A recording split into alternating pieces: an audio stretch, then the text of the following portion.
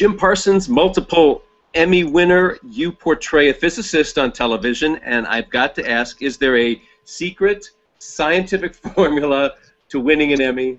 Is there like E equals MC squared and E is Emmy, or not? Having been fortunate enough to win one, I can tell you it certainly doesn't feel that there's any sort of formula at all. Okay. Even getting nominated. Well, we disagree. We disagree, and we're here to yes, and we think we have figured out your formula. And Chris is that I hope this doesn't sound too cheeky, but Jim, we think you have a drinking problem. Chris, explain.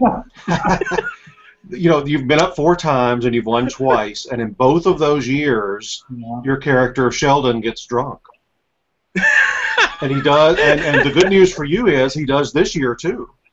And you're in the episode that you submit to the jury, yeah. But now my question take it a little further, Chris. Remember the second year that you were nominated, you submitted the episode where you're on stage at the awards banquet and you've gotten drunk because you're so nervous. Yes. The next year, it was the I don't remember the exact title of the episode, but it's where you and Johnny have the big disagreement, and then you go out partying with the girls and dancing. Yeah, except I drink milk. I end up in a bar, and I do end up freewheeling and dancing. But I don't think I ever get.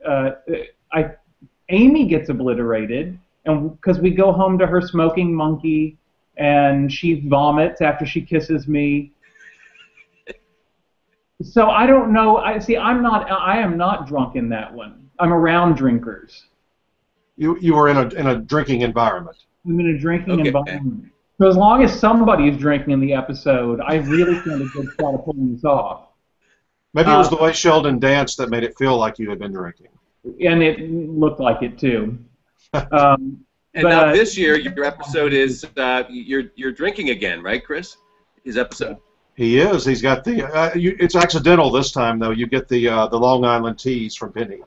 Yes, this is Penny's version of slipping me a roofie, I guess, or whatever. Which is I love bar scenes between Sheldon and Penny. They make me so happy. Kaylee's so fun to work in with them. They dress her up as, you know, she's always playing that she's a bad waitress, and she says so. But when she's behind that bar, she takes on this real authority. And that's one of the beautiful things about the relationship Penny and Sheldon have always had, is that I think works. For as different as they are and as smarter, quote unquote, he's supposed to be than her, she's always kind of taken a sort of a voice of authority with him through her own, I don't know, street smart way or whatever, and kind of puts him in his place. And I've never said that out loud before, but the more I think about it, they kind of both put each other in their place throughout the conversation back and forth. And maybe happily in the end discover something new about themselves in the process. I don't know. But I do think that's one of the reasons I like doing those scenes so much with her. Now, over the course of the years, Sheldon has matured a bit. He was a little icy and an extraordinary loner at first, and now he's social, even has a girlfriend. He hangs out with the guys. Do you think this is leading somewhere? Can Sheldon ever be a warm, nurturing, giving person? I still think no, not in any warm, nurturing way that most of us would recognize that grew up around any sort of love. But part of me is hesitant to put any holds or any, borders around what's possible for him. And this season was really one of the reasons I have that opinion now. Because I thought that the way the writers have handled for 2 years now, this intensifying relationship with Amy Farrah Fowler and him, some dramatic strides have really been made. I mean, that towards the end of the season, that episode where she and I were playing Dungeons and Dragons in this basically a sexual foreplay type of way, that's very, very different. That's a very, very far afield from where Sheldon started. At the same time, they've rooted things so well, so honestly in these characters as they transform, that they're certainly never difficult to play, these kinds of scenes like this. They're always fun. And I think they're not alienating to the audience. That would be my guess anyway. You know, when I see them on playback, I think, like, that's not jumping the shark or whatever. The writers have managed to keep things rooted in a way that it feels they're doing some big changes that feel organic at the same time. And I don't know what the secret is to that. I mean, very generally, I know that, like I say, I think that they have a real understanding of these characters, the writers do, and they keep it so focused on that their essential truth, if that doesn't sound too fruity. But I don't know. So in that way, I feel like kind of anything is possible because I've seen them do things that I would have never guessed would have happened even a year ago. Chris? Well, you mentioned the character of Amy, and Mayim Bialik has gotten her second Emmy nomination, and the episode she submitted this year, I think, lays into what you're talking about, and that's the one where she pretends like she's sick longer than she really is, and your character has to take care of her and give her baths and rub lotion on her chest. What did you think about that particular episode, and also Mayim's 2 Emmy nominations? Well, first about Mayim, I really couldn't be more delighted. I can't overstate not only what a joy she is to work with as a person, as an actor, but my admiration for the way she's come on to a show so middle of its run with such established characters and been able to stake out a character that was her own. And again, both credit to her and the writers, but come in a way and become a part of a family that didn't anger the audience in a way, you know, that did. I'm sure some people didn't like it, but there's always somebody who doesn't like something. But in general, it seems like, you know, people have accepted that she's a regular part of this now, and I don't think you can overstate how difficult that is to do, to make yourself at home in that way. I can't even imagine how nervous, anxious, and uptight I would feel joining a show in its 3rd season that was already established and trying to keep your job, much less make a mark, you know. So for that reason alone, I'm very happy for her. I think it's wonderful. That episode, people always ask, and I think people who are in comedies get asked this a lot, how do you not laugh? I guess just in general. And I'm like, well, for the most part, it's just not that difficult. I mean, every once in a while, but it's like, you know, you just don't. It's not that funny to me in some ways, maybe later. That episode was very difficult not to laugh through. And the spanking scene in particular that ends the episode, you know, the whole thing was constructed on paper that everything kind of naughty-ish was supposed to happen off camera. Like the rubbing of the vapor rub on her chest or whatever. It was supposed to be like as soon as that started happening, the camera was going to pan to what was going to be like the monkeys or whatever where she had in her apartment, which I don't think she ever had in her apartment because we never did it. One by one, they started getting cut. They were all on camera, but the spanking was always off camera until tape night.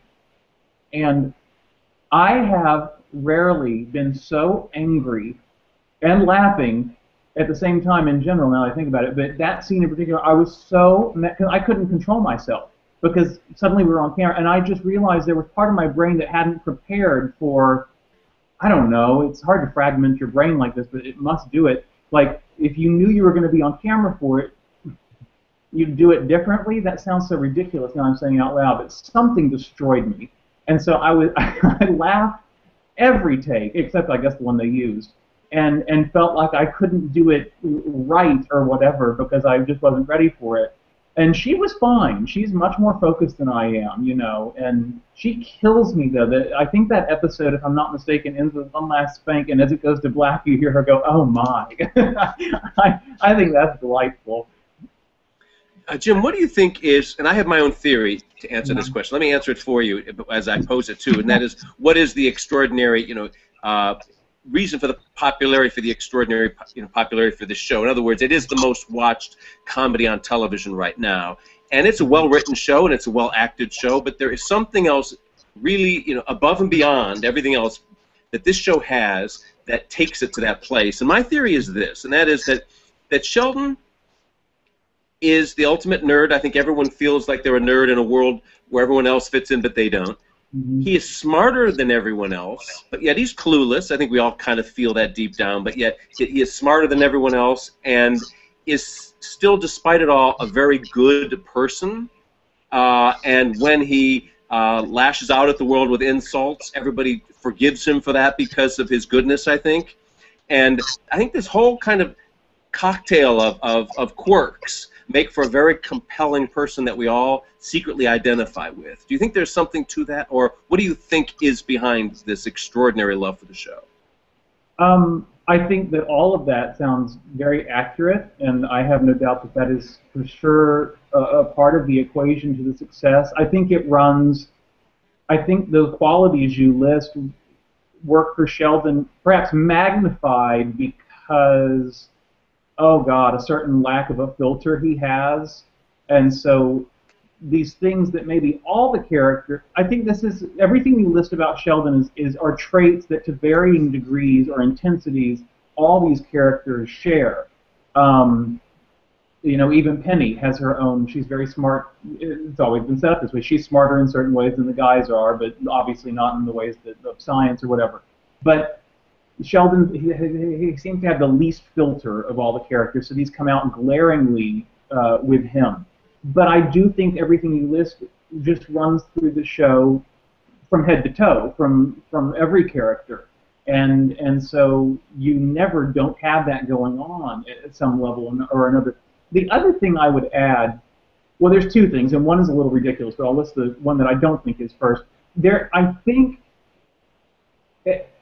I've come to believe that there's something very joyful.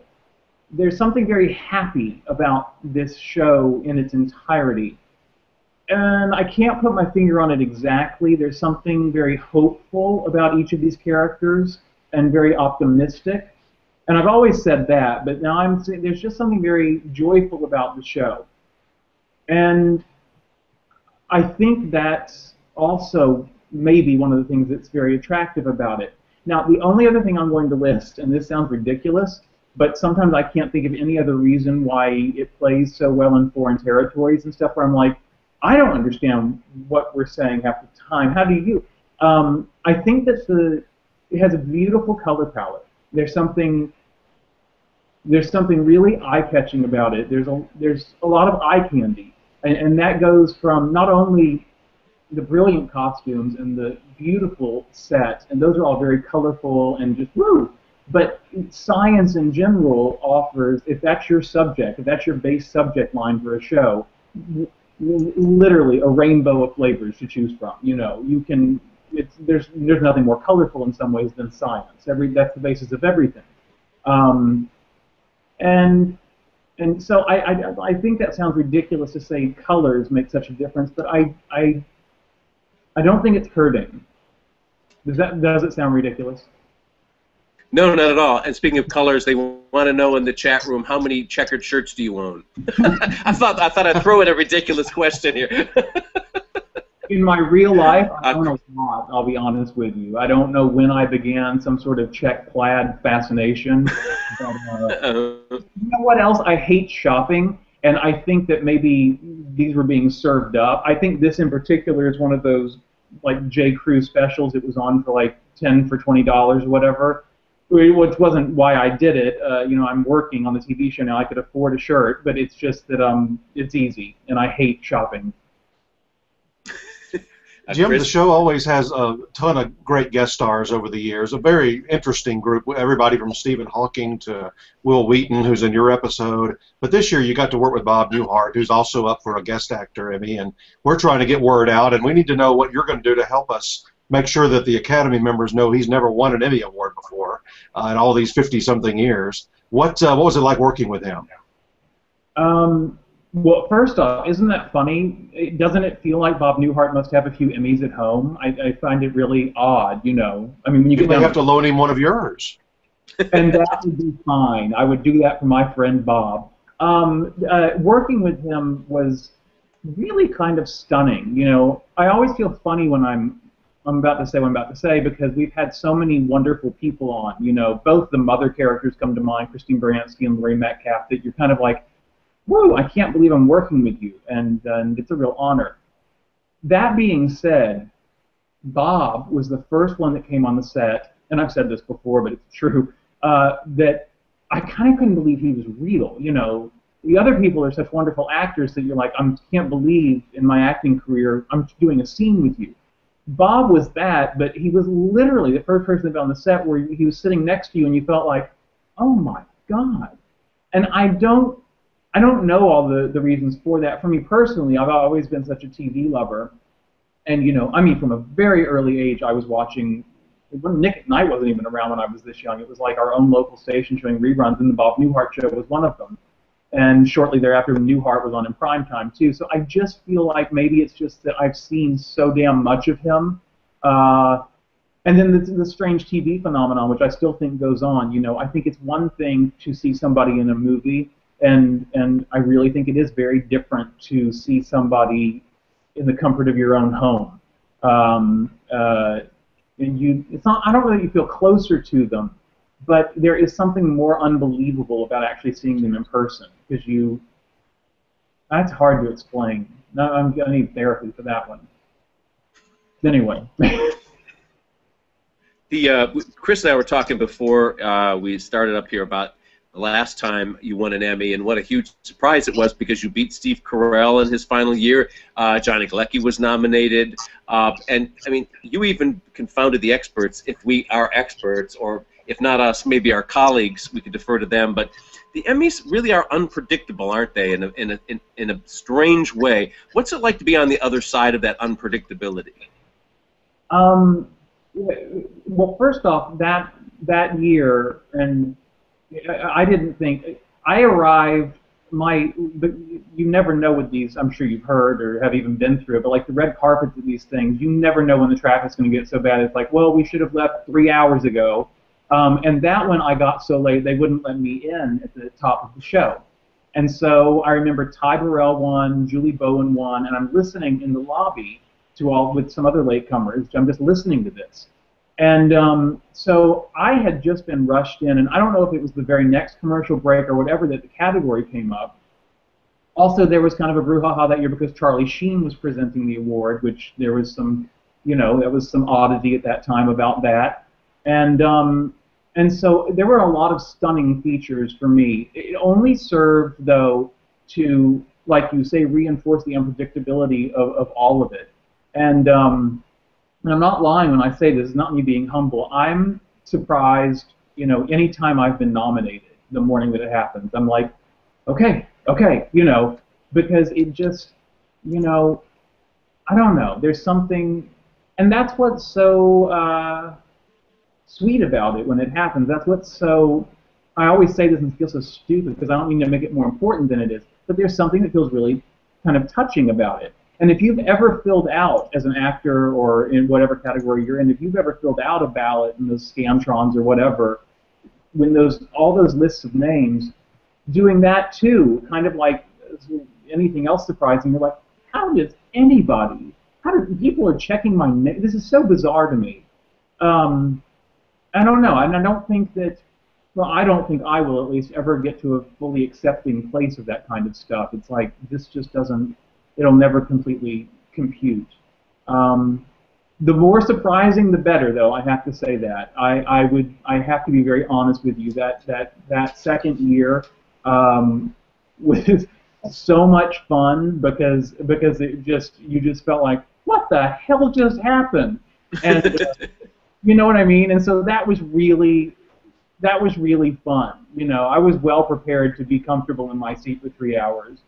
And when I had to get up, and again, I felt that feeling going, it's so sweet. It's just so sweet of people.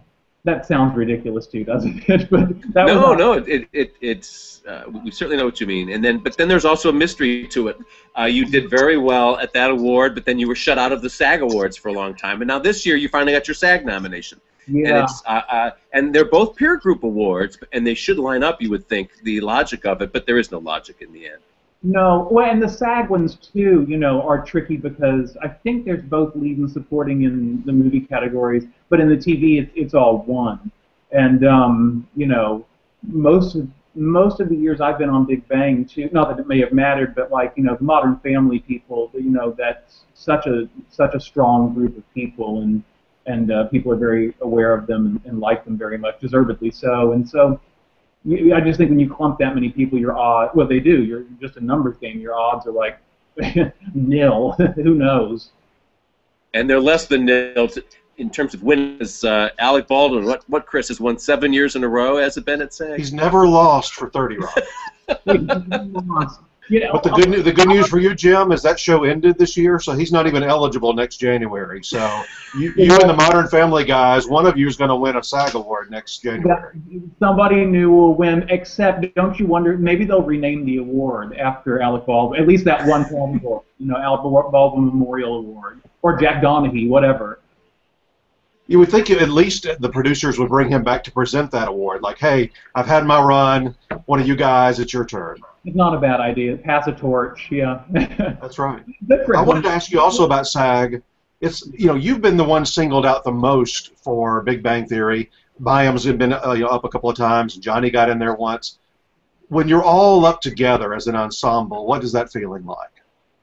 Oh, it's really incredible, and I'll tell you, having gone to the Emmys when the show wasn't nominated, it was wonderful and fun and whatever. But when the show got nominated, it was just, I couldn't believe how much the celebration increased. And I don't mean like we had parties or something, but just the feeling and the actual night of, I kept running into all these people, not only just from the show, like actors, but you know, all these people, writers and crew and things that were there. All these people you see in T-shirts suddenly in tuxes, and it was, you really feel, there's never a moment at those things where you feel more fortunate to be a part of your own show, a part of the industry. You know, it's celebratory is the best word for it. And when you're not at those things with everybody else, it's different. I don't want to say it takes anything away, but it's different. It's a very different flavor.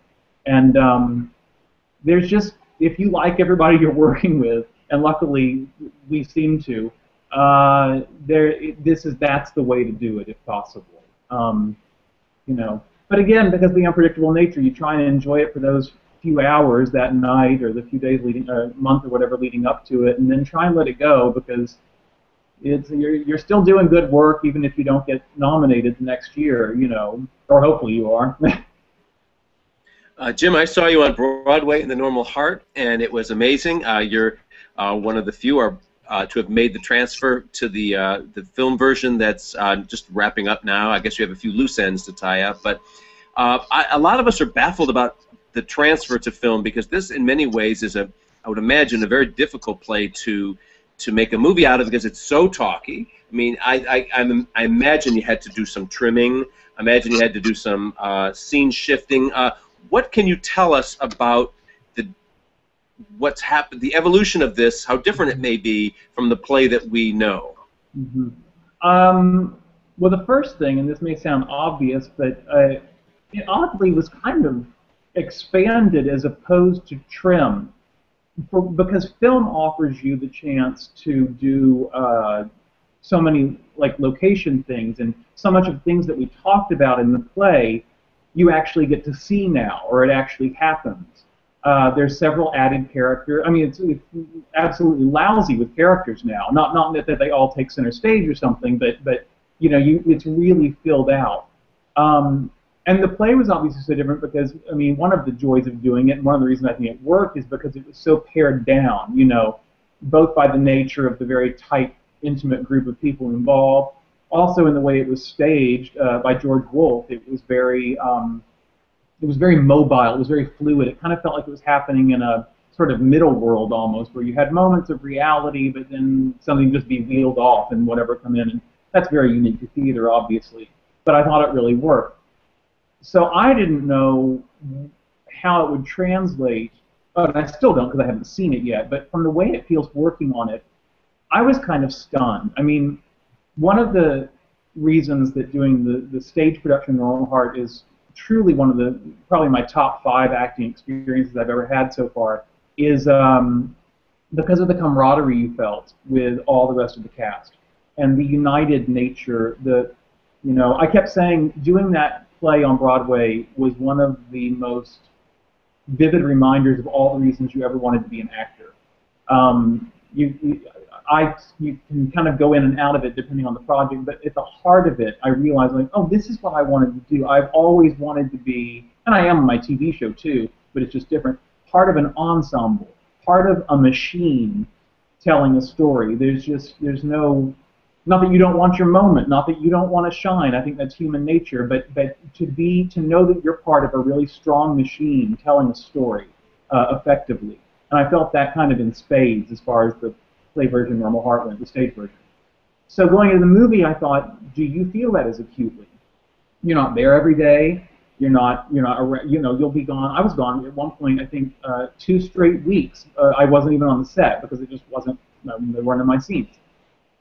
That being said, it was, although different, it was just as strong in its own different way, that kind of camaraderie you felt. And I think a lot of this has to do with the story being told. I think a lot of it has to do with the way Larry Kramer wrote the story, the way it falls out. Everything is obviously dependent upon highest management, I always used to say. I got that from my father. And if you got a good manager, the rest of the employees are good. And in this case, it was both Larry, but also very much Ryan Murphy, kind of that top-down attitude. It obviously is very important to him, and not that every job isn't, but there's something extra, and that trickles down. And again, for the lead actors and stuff, Mark Ruffalo was there every day. He never got 2 weeks off, and his passion and his fervor and his willingness to go there, as they say, in different scenes and in different, it was, that instructs you, and that gives you something really to hold on to as an actor and to be a part of, and that's when it's that kind of thing, when that's the tone of the ensemble and the work, I think most people's instinct is to sign me up. I'm all on board for this. And so again, I haven't seen anything from it, but I can't imagine it'll be anything less than moving, maybe in some different ways in the play, but I just have this instinct that it'll be just as effective as the stage version was. Chris, do you have a last question for Jim here?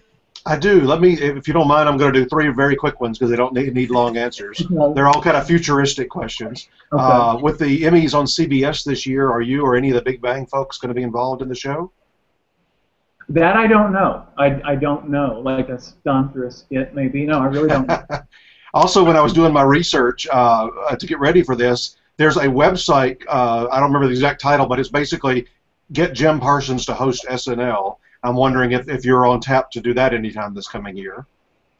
No, I am not officially on tap. I am officially available for anybody listening. This is a Betty White kind of a situation. They've got a website devoted to get you to do that. That's really kind of, did my mother start that? What's going on? That's really And last question, you're back shooting, or I guess about to shoot the new season. Give us like 1 or 2 little tidbits for this new season of Big Bang. Oh, it's cute that you would ask. Not because I'm secret keeping. We have our first table read tomorrow. I promise you, what is it, 3:33 right now? I bet I see a script. I'm guessing 9:30. I bet that's the first I hear of anything. I have never been a part of something where you get less information, and it's never irritated me. It hasn't. And the more we've gone on, the more I've begun to appreciate it, because I mean this sincerely. It makes every week is a little like I'm wrapping a gift. That sounds so cheesy, and I mean that from the bottom of my heart. Some of the gifts are better than others. That's just the way life goes. But unless, like I've been asked before, are you allergic to cats? Oh God, yes. Why? Well, there were cats coming up. Once I got asked if I could use smoke, which that went away as soon as I said no, and I've heard that it's very difficult and dangerous, and I'm really glad that happened. But unless it's a situation like that, we hear nothing. And I don't needle around for things. I think people would talk to me if I asked questions, but I'm the kind of guy or the kind of actor, sometimes the less I know about what's coming up, the better, because if there's nothing I can do about it, I'm better off not thinking about it. I don't multitask well. Well, once again this year, Big Bang is up for comedy series. Some of us at Gold Derby think you can actually win this year. You're near the top of our prediction center for for winning on the acting side again, so it could be a really big year for you guys. We want to wish you a lot of good luck, Jim. Thank you so much. Y'all are great to talk to. Same here. Thanks so much. Bye-bye. Bye.